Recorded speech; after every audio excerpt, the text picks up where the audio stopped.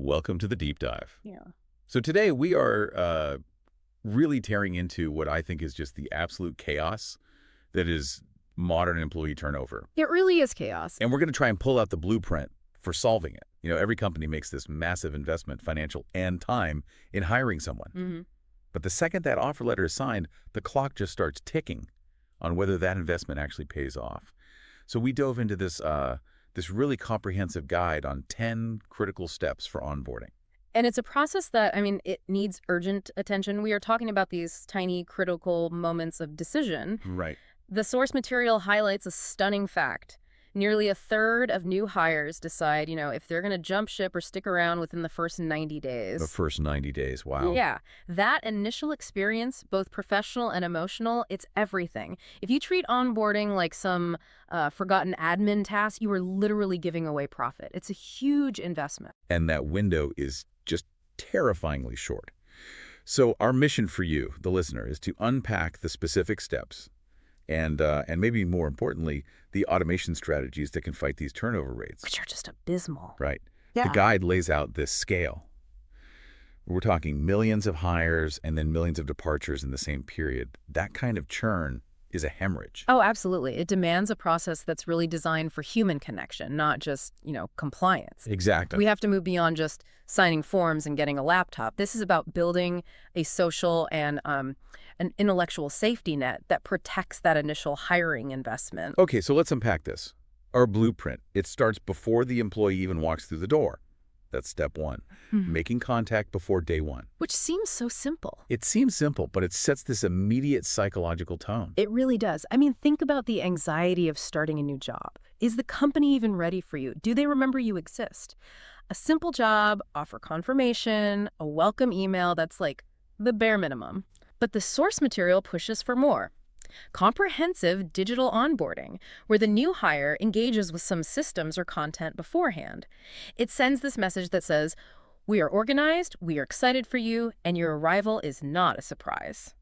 It just calms those nerves. Exactly. It reduces that pre-start anxiety. Okay, then we hit day one, which brings us to step two, the introduction. The guide is so clear about this basic human need. New hires want to meet their manager. They want to be introduced to their peers.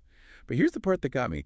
This one interaction is often the thing that decides if that person becomes a dedicated career staff member or someone who's already quietly looking at their next opportunity. Yes, already look. And that leads right into step 9, which is sharing your company culture. And this is where so many managers miss the point. They think onboarding is just skills training. Right, the technical stuff. But they miss the real landmine. Here's where it gets really interesting. New hires almost never fail because they lack the skills for the job.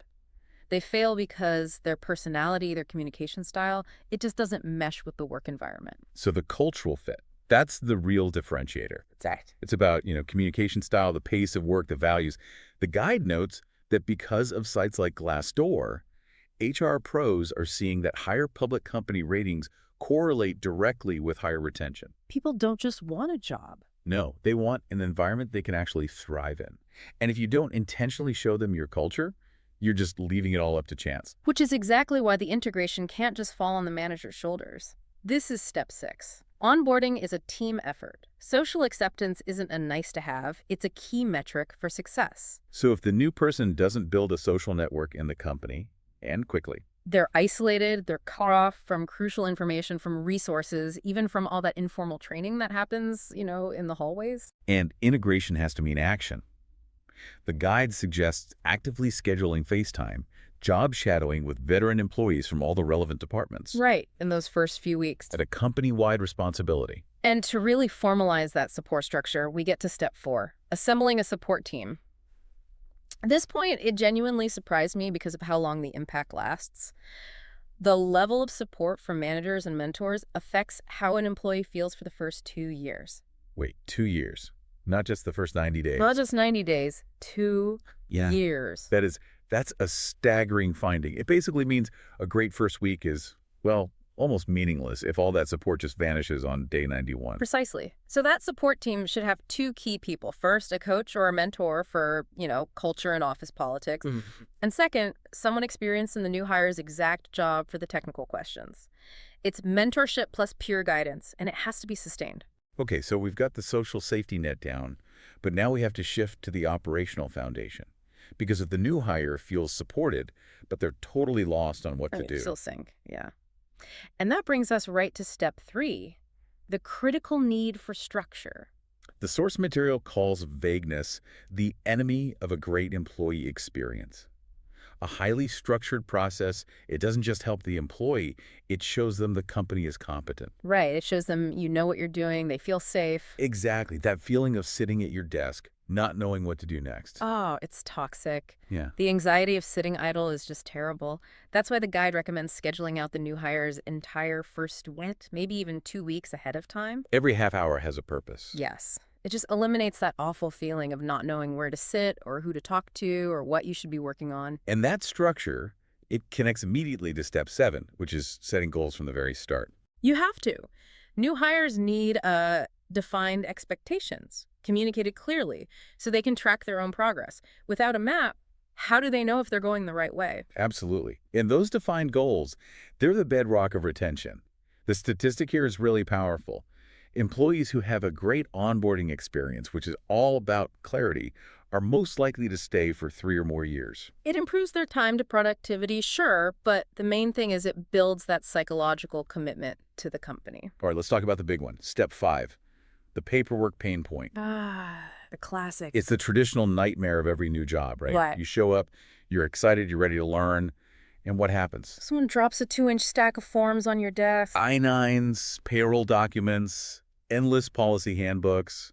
The administration of it all just completely overshadows the excitement. It's the instant momentum killer. I think pretty much everyone listening can remember that feeling of just being buried on day 1 by all this clinical It documentation. makes you feel like an admin task. Yes, not a valued professional. And that's why the source material stresses that the digital solution isn't just for efficiency, it's for humanity. You have to use electronic onboarding, e-forms, digital signatures. Just spread it all out. Exactly. Let them complete it at their own pace over the first week. Don't demand they stop everything to focus on compliance forms. It removes that friction and frees up day 1 for those crucial social introductions we were just talking about. And speaking of friction, let's hit step 8. Maintaining an open dialogue. This raises a huge question.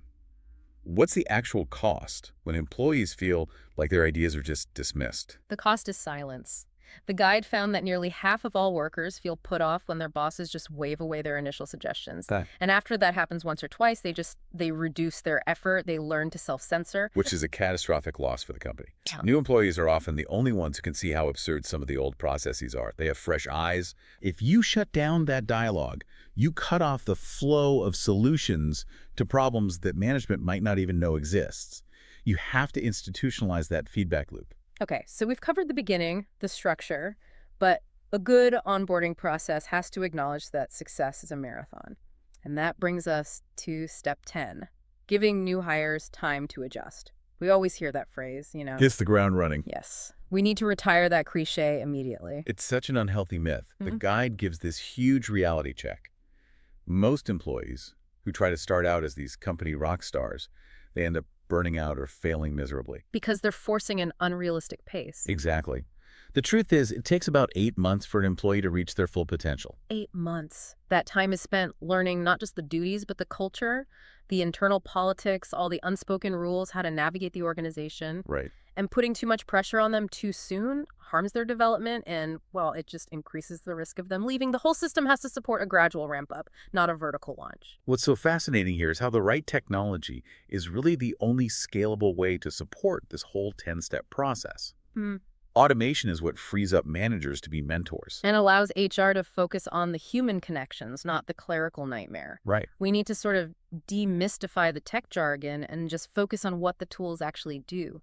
We're talking about core capabilities like automated new hire and offboarding workflows. So managers aren't manually chasing signatures for every little thing. And centralized core HR systems, or HRIS.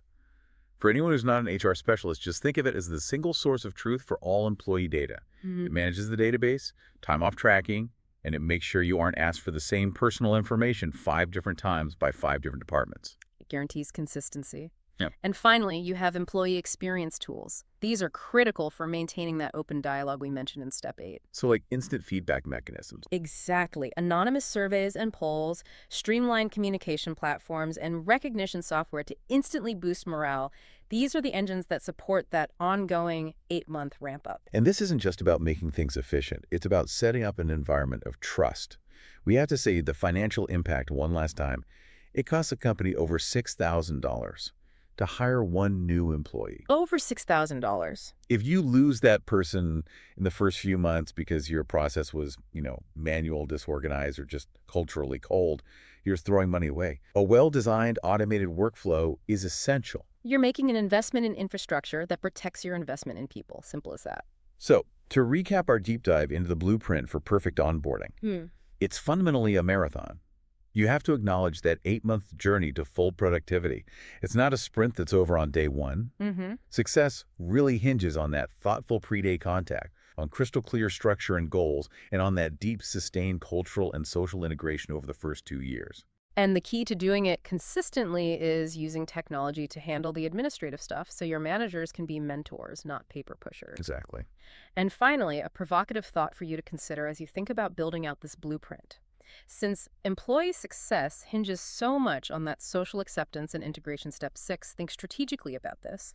What departmental meetings, specifically outside of a new hire's core team, should you prioritize scheduling in their first few weeks? Oh, that's a good one. The goal is maximizing their feeling of acceptance and making sure they get that cross-functional exposure to understand the whole organization. I mean, how broad can you make their initial social net? Because that connectivity, that's what makes them stick.